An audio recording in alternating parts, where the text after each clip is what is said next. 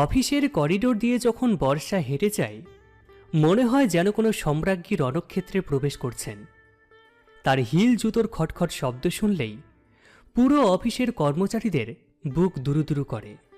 আর আমি সেই সম্রাজ্ঞীর ব্যক্তিগত সহকারী, যে একই সাথে তার স্বামী, কিন্তু সেটা অফিসের চার দেওয়ালের বাইরে। অফিসে আমি স্রেফ একজন অধস্তন কর্মচারী।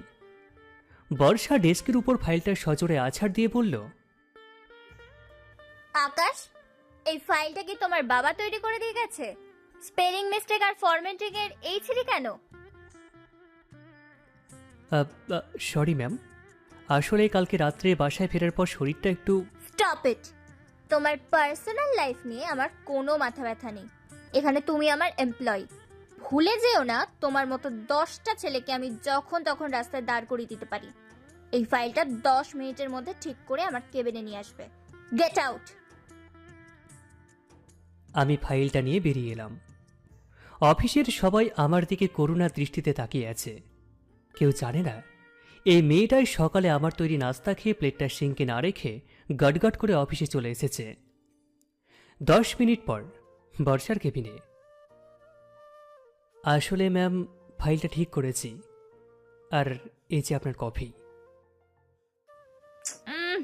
এত ঠান্ডা কেন?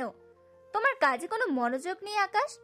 সম্ভবত তুমি ধরে নিয়েছো যে আমাকে বিয়ে করেছো বলে তোমার চাকরিটা চিরস্থায়ী। একদম ভুল ধারণা।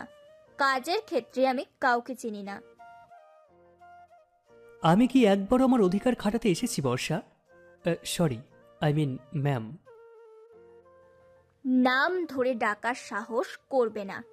এই চেয়ারে বসে আমি যখন থাকি তখন আমি বর্ষা চৌধুরী, এই কোম্পানির এমডি। তুমি স্রেফ একজন সার্ভিস হোল্ডার। যাও, লাঞ্চের আগে প্রেজেন্টেশন রেডি করো। আর শোনো, আজ রাতে আমার একটা পার্টি আছে। তুমি ড্রাইভারের সাথে গাড়ি নিয়ে বাইরে থাকবে। ভেতরে ঢোকার পারমিশন তোমার নেই। কেন? তোমার হাই সোসাইটির বন্ধুদের সামনে আমাকে স্বামী হিসাবে পরিচয় দিতে লজ্জা লাগে? লজ্জা নয়, বিরক্তি লাগে।